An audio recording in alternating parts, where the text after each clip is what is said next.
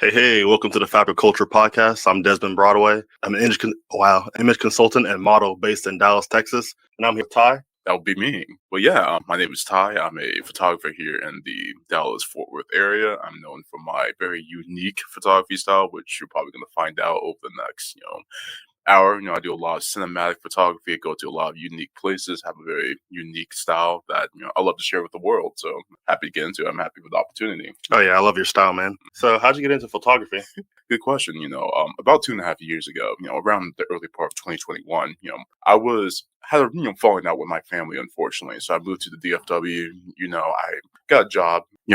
I got a job and stuff like that. But for me though, I needed something important or meaningful to do in my spare time. So like a lot of people, I got my stimulus check. I was like, oh, I could either save this money or I could not save the money and buy myself a camera. So, I went ahead and just bought myself a camera. I didn't really know what I was going to do with it. I just knew that, I need to take some better pictures from my Tinder account, needed to go out, take some pictures for my friends and stuff like that too. So because of that, I got a camera and eventually I was like, oh, I want to do something unique. I want to, stand out. I want to have like a goal or a path towards, being unique when it comes to photography because, there's a lot of people out there who take pictures in parks, take pictures in studios, perfectly acceptable. But I was like, I want to do something that you don't see that often. So I started doing, nighttime photography, started going out shooting in places like arcades. And I think that was cool, but at the same time, because of how, difficult those conditions can be with, low lighting and, just you don't have a lot of control over the elements in the situation. It forced me to become a better editor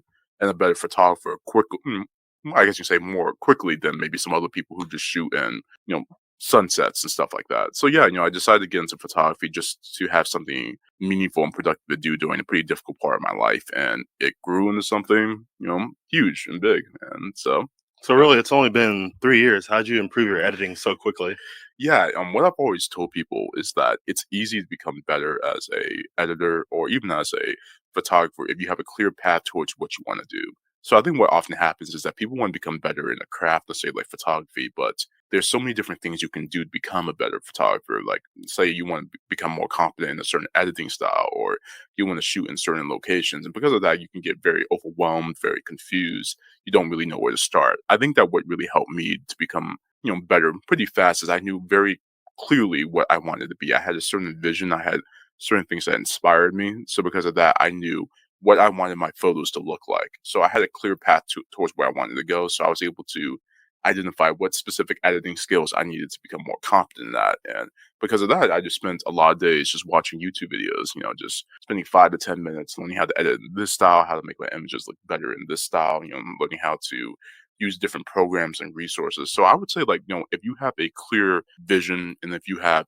a clear inspiration for what motivates you artistically, it's a lot easier to become a lot more skilled because you know what you're growing into instead of just jumping to a craft and not knowing where you're headed. So for me, I always had a lot of passions when it came to like anime, when it came to like low light, cyberpunk, stuff like that. Because I grew up in Japan, I grew up in Korea, so I grew up in those like urban neon landscapes, stuff like that too. And I think that those types of situations always spoke to me. So I think that going into becoming a photographer, I knew that I wanted to dabble in that type of photography. And because of that, I knew where to go. And I did my due diligence at the beginning, spent hours watching YouTube videos, a lot of trial and error. And yeah, still have a lot to learn, but I think I've, made it pretty far in a relatively short amount of time. So with your vision, it was basically like that nightlife, like street life vision. So how did you focus on that to where it pops? Because I know it's like a lot of your Mhm. stuff.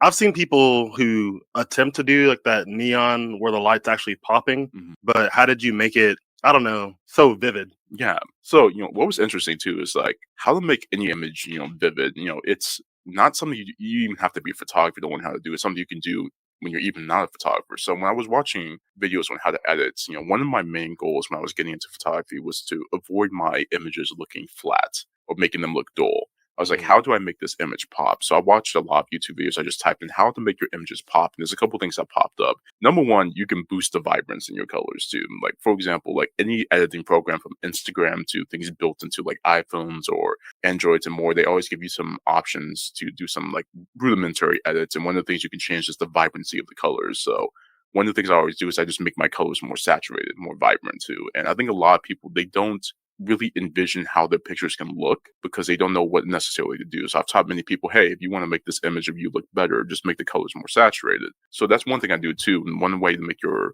images more vivid and make them pop a lot more is just to make the colors more saturated. Number two, just add a lot more, contrast to your images as well. And I know that these may sound like very advanced, photographic terms coming from a photographer, but it's actually pretty simple too. Imagine you have a flat image where you have no contrast, no shadows, nothing. It just looks like a regular two-dimensional image. Okay. But one of the things that I learned in the YouTube video that I watched that still motivates my work to this day is that you want your images to have a sense of dimension to them. You want them to feel three-dimensional. You want to feel as though there's actual depth in the image. And one of the best ways you can do that is by adding contrast. And you can add contrast through light, having shadows, stuff like that to help contour the face. You can do stuff like, color contrast as well. Let's say that, most colors can be separated into warm or cool. So you can have color contrast where, maybe a color that's hitting your subject is warm, but the colors behind them are cool. So for me, it's about, adding, vibrancy. It's about adding contrast, but it's also about, taking light sources in the image, whether or not it's a neon light, a street lamp, a regular sign or anything like that, and really just bringing those lights out, making them a lot more bright, a lot more prominent and more. And I do that through a combination of, editing skills, but at the same time using certain programs that have definitely elevated my work. So I guess when it comes to making your images pop, there's a lot of different things I can say, but it's not necessarily about making them pop, but it's rather just making sure they don't look flat and two dimensional. So So how do you, when you're trying to make them three-dimensional, how do you do it without making it overblown? mhm, Basically, do you try to do 50-50 where you do some stuff like the lighting you mentioned before beforehand, so you already have stuff that makes it three-dimensional mhm. before you have to edit it? Or do you focus more on editing afterwards? Yeah, the thing about me too, that's a great question. So I think a lot of people, especially photographers who shoot in the studios, they have a lot of the same like philosophies that I do. They want to avoid their images looking flat, stuff like that. So they have like lights set up, stuff like we have in the studio right now too. But for me, I don't use flashes. I don't use external artificial lighting, anything like that in my photography. It's always just me and my camera, and that's it. So one of the things like you have to do is number one, you have to at least have your image initially in a place where you could bring out that level of contrast. So I try to pay attention to light sources. I try to make sure that there's contrast already in the base image, whether or not it's, light hitting from the side or, interesting colors in the background. So basically, I just like to have a good foundation for an image when I take it. Because, obviously there's a lot of editing that goes into my images. Like if you try to go to the locations I shoot at and try to find the places where I took some of my shots, you would be surprised just how much I put my images through. But yeah, I like to get a good foundation where I do pay attention to things like lighting, contrast, color, composition and more. But when it comes time to, obviously bring out that, vibrancy and when it comes time to bring out that contrast, that definitely takes a level of like editing skill as well. So one of my secrets at least that I have never shared before is, a lot of photographers edit their pictures in Adobe Lightroom. It's the go-to default 99% of photographers use it. That's not what I use to edit my pictures.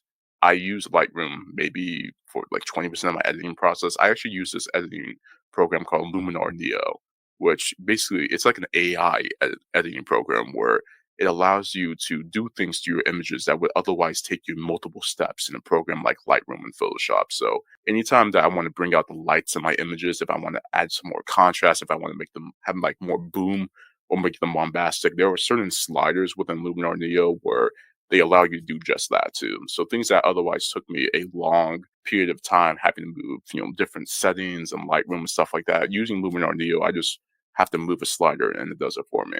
So yeah, it's about having a good foundation when you take the image initially and then knowing how you want to edit it Does that afterwards. AI app have any prompts or is it just sliders? Oh yeah, no, it definitely takes some skill too. So like it's basically how it kind of works is that for example, there is a slider within the app called Glow. That's how they called it. And basically, if you move it to the right, what it does is it automatically adds a lot of contrast to your image. It brings out the lights in the image, and makes them a lot more vibrant, large, glow. Essentially, that's a word I'm looking for too. So basically, it's not something that edits your images for you, but rather it allows you it picks up on certain like variables, a certain like how to say, Basically, whatever you're thinking, it helps you put that into the photo. So if you're yeah, envisioning a certain look, hmm it's going to help you go for that goal. Yeah, exactly. I would say that as a photographer, downloading Luminar Neo or when I started using it was probably the biggest decision I've made in my photography career.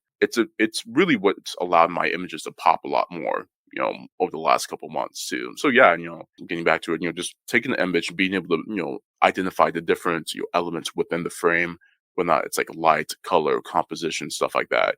And then what I generally do is I get that good foundation when I'm taking the image, but I already know how I probably want to edit the image while I'm there.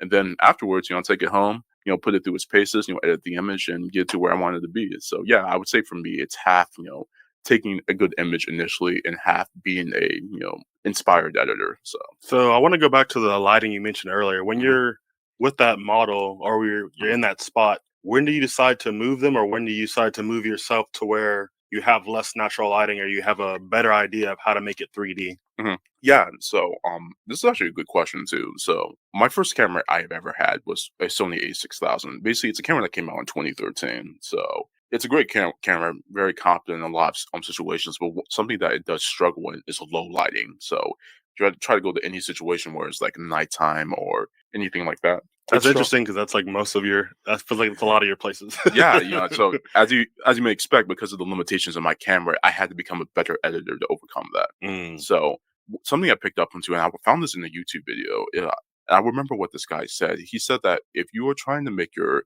images more three dimensional, one of the things you want to make sure you do is you want to have light wrap around the face. So let's say, for example, I face directly towards this light in front of me right now. It's hitting me straight on. It's okay. My entire face is illuminated right now. So that looks great. It looks okay. But I turn my head a little bit like this. So, I have some shadows on this side and I have light coming from this side. So I've introduced a certain level of like lighting contrast in my face. And what this YouTube video essentially said is that the more contrast you have when it comes to light wrapping around the face, the more dimensional your image is going to look. Like, for example, if you've ever looked at any painting from the 1700s or the 1800s, you may you always notice that the subjects within these paintings have lighting coming from a light source either from the left or from the right. It's rarely just an image where they hit directly head on. Part of the reason why that happens is that a lot of painters realize that painting is inherently a two-dimensional art form, but yet they still wanted their images to have a sense of depth. And one of the best way you can add depth to an image is by having that contrast. And contrast in this situation being tasteful shadows, while at the same time having highlights and more. So when I started taking pictures out during nighttime, I realized that I needed to illuminate my subject. So, like for example, if I would go and do a photo shoot in an arcade, even with how limited my camera was, I was like, okay, can I have my subject stand closer to like an arcade cabinet? So there's at least some illumination hitting them on the face too. So what ended up happening in those situations is I was able to identify light sources in the environment that could use to illuminate my subjects. But at the same time, because it's a singular light source, it's not going to be covering the entirety of her face too. So there's going to be some parts of her face that are going to be covered in shadows. I think a lot of photographers are afraid of that. They want their subjects to be perfectly illuminated. But something about that really spoke to me too, because I'm like, oh, that adds like a level of mystery or intrigue to my images too, but also adds a level of contrast. It just makes it look like it has a lot more depth too. So I think that that's one of the things I really focused on when it came to going into these situations, low lighting and bringing my subjects with me, is that compared to other photographers, I'm not afraid of darkness. I'm not afraid of shadows. In fact, I think that it's a pretty major part of my work at this point because the darker the shadows, the brighter the highlights seem. And I think that's what I really focused on too. So I think that leaning into that contrast, leaning into that dimension into my work was not something I actually did intentionally at first. It's just the fact that I love to take pictures during nighttime and I had to take advantage of the light sources around me.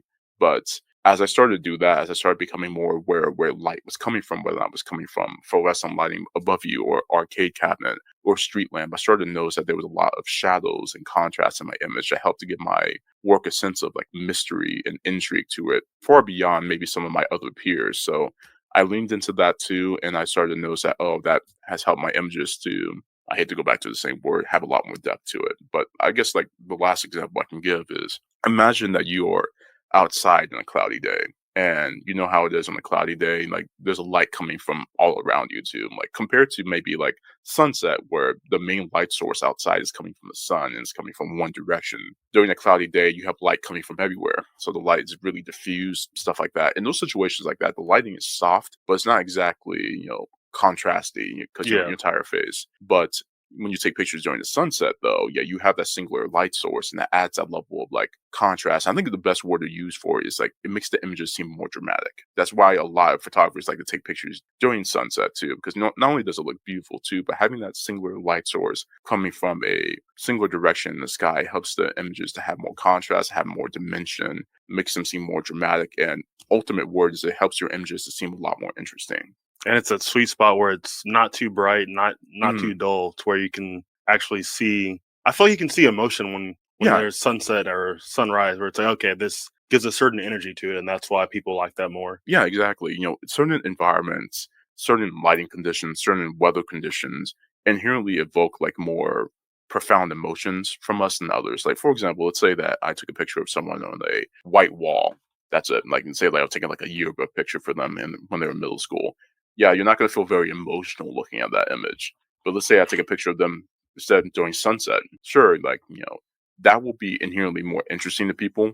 It will make them feel a lot more emotional because the sun, sunlight, nighttime stuff like that. Those are settings that have been culturally imbued within us to make us feel certain types of emotions. And I think that that's what I try to go after in my work. I realize that certain lighting conditions, certain compositions, certain locations have a tendency to evoke wonder and intrigue, and I think that's something I really try to lean into in my work. What locations or lightings do you look for to add that emotion? Yeah, I would say that for me, like I said before, one of the things I really lean into is a sense of mystery and intrigue in my work. And one of the best ways to do that is to have your work be on the darker side. Because there's a lot of photographers out there who take pictures in parks, during well lit days, pictures of families, stuff like that too. And you wouldn't necessarily call those images mysterious. You would say they were beautiful, that they were elegant, that they were great pictures, but you wouldn't say that they evoke a level of intrigue from you. For me, though, what I typically look for is I think the word to describe it is ambience. Like, is there a sense of Mm. mood or ambience in the situation I'm in? Like, of course, like arcades have that sense of like mood and ambience. Like, can you walk into a situation and feel as though, oh, there is something about this place that evokes a sense of like profound emotion in me? It's And like I, excitement, joy, or curiosity when you're looking around at yeah, all the different games and all the lighting. exactly. And my goal as a photographer is not only to find those places, but also bring them out during my editing process. So, things I look for is like, are there interesting lights in the situation? Are there interesting textures around you? Are there interesting, monuments or places to look at in the environment? And even if there's not, because I think a lot of people would tell you, like, I posted a photo shoot at Target like a couple weeks ago too. But people were like, how did you turn Target into something that interesting? And it really just turns out like I walked into Target, I was like, okay, I see these lights, I see the fluorescent lighting. I think I can change them to make them look more interesting too. So it's not only about what you see in the environments, it's also about the potential you see too. And that's something that's harder to teach. That's why I think a lot of people are genuinely like kind of like surprised by the locations I go to. Because one thing I forgot to mention about myself is that I rarely shoot in the same place twice. So I'm always going to unique locations and more. And I think that people, when they ask me how do I, shoot or edit my images, they always like, "Oh, what do you look for? What do you pick up on?" But a large part of my artistic process is also about the potential I see in a location. And that potential really comes from what inspires you. What do you envision? I think that's a little bit harder to share. I think there are people who are inspired by different things. I already described that I'm inspired by cyberpunk, anime, interesting locales, mystery, stuff like that. And I think that there are people who are inspired by other things. So yeah, I think that's really the process when I'm looking for locations, interesting environments, looking for a place that has like a mood, a theme, a sense of ambience where, you walk in and you feel something.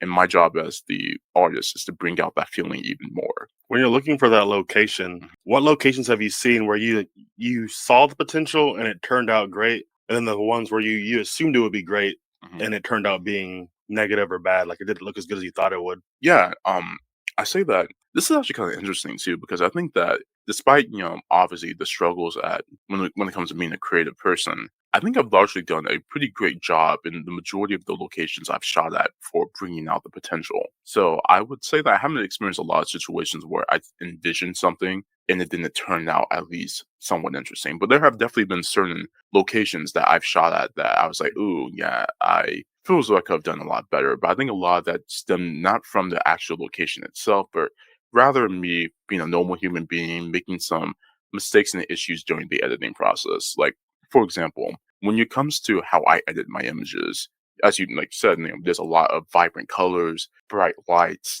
There's a lot of very important variables in my images. It can be very easy for my images to be overwhelming, to be very muddy, very confusing, and more. So one of the things I have to really prioritize is having a sense of balance in my images. You want them to be interesting, you want them to be bombastic, but you still want them to be easy to look at. You don't want people to be confused about where the subject is, stuff like that. And there have been some times, understandably, where, let me give an example. Like, oh yeah, I did a photo shoot at a church recently that posted to my Instagram. It was a beautiful location, like almost like a cathedral of sorts. And I knew how I wanted my images to look. However, one of the things I struggled with during the editing process was balancing the colors. And this is a more technical aspect of photography that I understand that non-photographers might not be able to understand, but color is not only huge in how interesting the image is, but it's also incredibly important when it comes to balancing an image. So, that will take a while for me to explain, but I didn't feel as though I did the best job of balancing the colors in the image. I feel as though some of the pictures I took were too orange. I think that because of how orange the images looked, I didn't really bring out the subject as much as I was wanting to.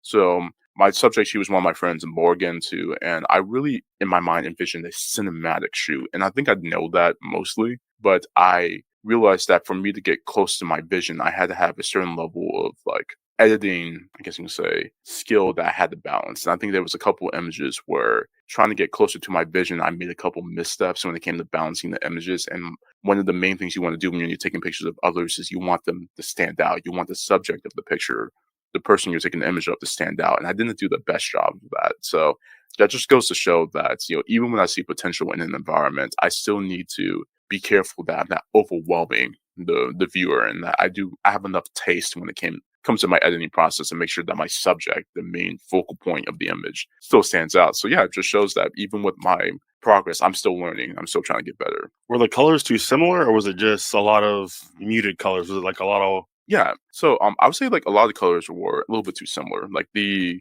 inside of the church was very orange, stuff like that too. And like a lot like churches are, they have that ambient orange glow, things like that too. But the thing is, a lot of black people also have a lot of orange on their skin too. Mhm. That's one of the things you have to pay attention of when you're taking pictures of black people as well. So when you're in a location that is very orange intense and you have a person there, you really want to make them, pop out. And I usually do a good job of that too, but I felt in this, particular situation, I didn't balance the oranges as well as I normally do. I just feel as though, I don't really know what happened. I don't usually make that mistake too often. But I think it was a good experience though, because it taught me that I still have a long way to go. But yeah, there are certain environments where certain colors, whether or not in the actual environment or like a tint in the entire image, are prominent. And when you're taking pictures of people, you want to make them stand out. So you have to be aware of how those colors interact. It's a skill that I had to learn over the course of a couple months, and it's something that a lot of non-photographers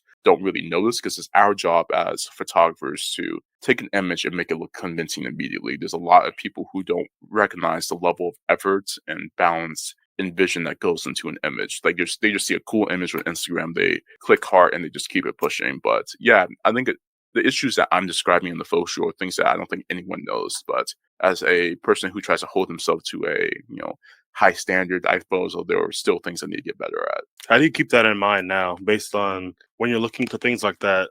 Do you try to choose more carefully for the skin tone Mhm. or like the surrounding area? And do you basically, with that, do you try to find the right spot for them based on that skin tone? Or are you just like, I'll figure it out once I get there? Or do you figure it out before? You know what? I usually just figure out when I get there because, like I said, what happened with the church was a very rare occurrence. I think I've Okay. done enough due diligence as a photographer and editor that I've been able to make pretty much any skin tone work in any situation. Mostly because, compared to maybe some other photographers too, I have a general goal of mine where I try to take pictures in every single spot of any location that I'm in. Like for example, when I go to an arcade too, I like to take pictures with all the arcade cabinets, make them look interesting. So what that means is that generally I'm rarely, if ever, like sure, I may be going to a single location, but what I found as a photographer is that there are a lot of different unique spots in each location that I go to as well. So because of that, there may be certain certain images in the location I'm in where